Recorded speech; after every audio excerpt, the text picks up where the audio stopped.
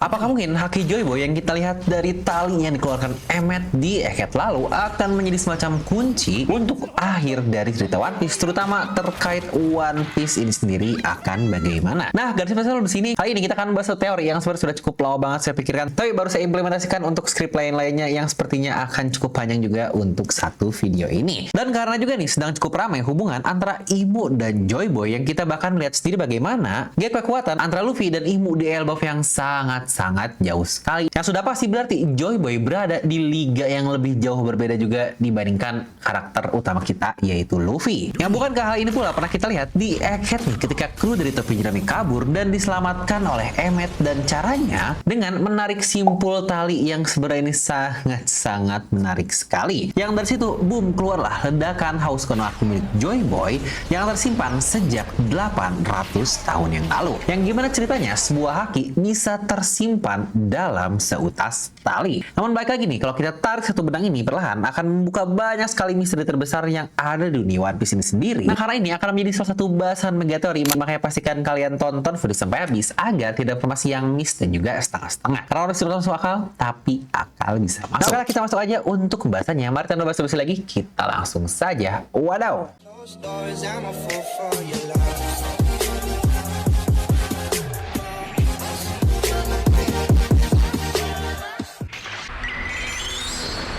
Nah, di mana konsep untuk menyimpan sesuatu di dalam sebuah simpul tali sebenarnya bukanlah hal baru di serial One Piece ini. Jika kalian ingat momen time skip nih, ketika Nami latihan cuaca nih bersama Haredas di Pulau Weteria, di situ dia menunjukkan kalau angin bisa disimpan di dalam sebuah simpul khusus. Tiap Nami melepas satu simpul, muncul angin yang keluar, dan bahkan ketika melepas semuanya langsung muncul badai yang ada di sana. Yang sejujurnya hal ini lagi-lagi akan cukup aneh jika kita berpikir secara logika langsung, tapi balik lagi One Piece ini adalah sebuah konsep dan banyak hal-hal konsep yang bisa dijelaskan. Makanya tadi saya bilang di awal kalau One Piece nggak masuk akal, tapi banyak hal yang bisa dimengerti dengan akal. Maka baik lagi kalau angin bisa disimpan, dan sekarang pun kita melihat haki yang bukankah haus kono haki ini bisa disimpan juga dengan cara yang sama melalui tali di Emmet tersebut. Yang artinya ini adalah sebuah power system yang memang sudah ada desain sejak lama di serial One Piece ini. Karena jangan lupa momen Nami itu adalah pre-time skip, dan untuk episode itu jauh bertahun-tahun kemudian, bahkan mungkin 10 tahun kemudian baru dimunculkan oleh Oda. Yang berarti Oda memang sudah memforeshadowkan atau menyiapkannya dalam waktu yang lebih lama lagi. Nah, sebelum lanjut kita harus pahami dulu nih apa sih sebenarnya haki itu. Dimana awal serial One Piece ini muncul, sudah pasti mindset dan patokan kita adalah tentang Devil Nami atau buah iblis sebagai power system utama yang membuat One Piece menjadi serial yang sangat unik. Dan itu pun sangat wajar sekali ya, karena yang mulai di fase awal One Piece semuanya berhubungan dengan perbuah ibisan dari Logia, Zoan, dan juga para Mesia. Namun seiring cerita berjalan, ternyata ada hal nih yang lebih esensial dari buah iblis dan dimiliki oleh semua makhluk hidup, dan itu adalah haki. Bahkan orang-orang yang duduk di puncak dunia pun mereka tidak punya buah iblis seperti Roger, Garp, dan Rox, karena mereka utamanya hanya menggunakan haki saja. Walau sebenarnya momen Shanks di chapter 1 yang mengusir monster laut pun itu adalah sebuah haki dari mata yang kita tahu nantinya adalah haus kono haki. Tapi tentu saja pada saat itu kita masih belum tahu apa yang dilakukan oleh Shanks ini. Nah, lagi-lagi premis pertama yang paling penting di sini adalah kalau haki ini bersifat secara universal, di mana semua orang memilikinya dan bisa melatihnya sebagaimana mereka inginkan.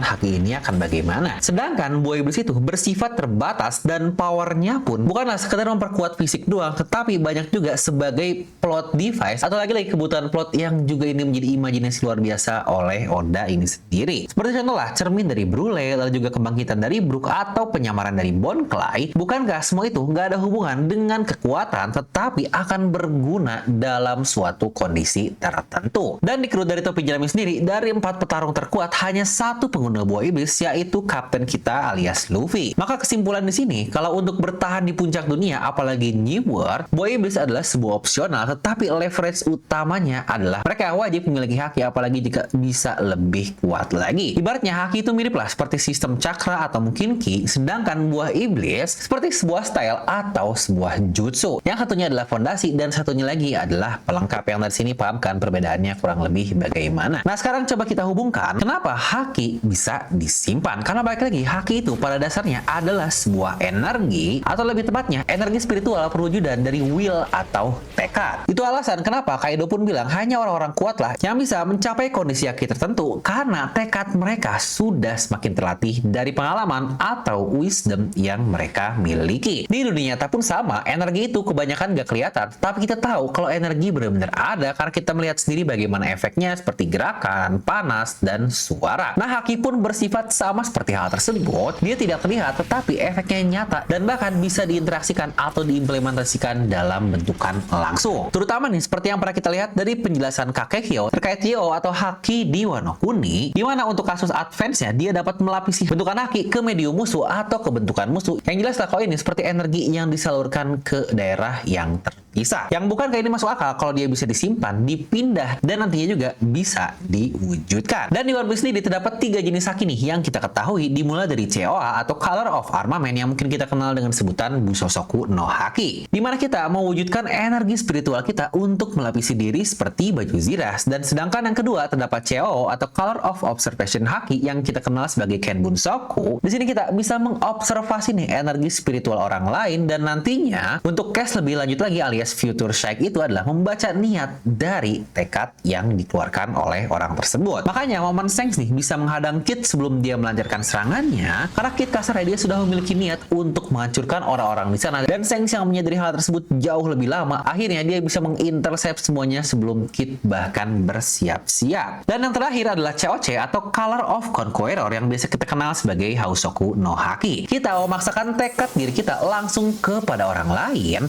makanya yang memiliki tekad lebih lemah tidak akan bisa mempertahankan kesadaran di atas orang-orang yang memiliki tekad lebih kuat dibandingkan yang lainnya. Yang hal ini pun sangat masuk akal dari bagaimana kita melihat perang yang terjadi di God Valley. Kenapa Garp dan Roger sangat susah untuk menembus Hausoku no Haki dari Rocks, karena tekad mereka semua sama kuatnya. Maka satu-satunya cara untuk bisa menembus pertahanan dari Rocks adalah mereka menggabungkan tekad tersebut untuk akhirnya bisa menembus tekad yang lebih rendah lagi, yaitu Rocks ketika di Domi reversinya. Yang lagi-lagi beberapa poin lain juga nih yang mendukung ide ini adalah kenapa pengguna buah iblis dia bisa menghajar pengguna Logia. Karena ketika kita memukul seseorang menggunakan haki, kita tidak hanya memukul wujud alamnya saja, tetapi spirit atau jiwa dari usernya. Tekad yang ada di dalam transformasi tersebutlah yang hal ini pula berhubungan dengan Kairoseki atau batu laut, di mana batu tersebut mengandung tekad laut untuk membatalkan buah iblis yang akhirnya kita kenal juga di serial One Piece ini. Nah, mungkin untuk Busosoku dan Hausoku bisa kita lihat secara langsung bagaimana mereka diwujudkan dan disimpan bagaimana dengan Kenbunsoku no Haki. Yang sejujurnya untuk hal ini pun pernah kita lihat di Marineford yang sebenarnya baru 1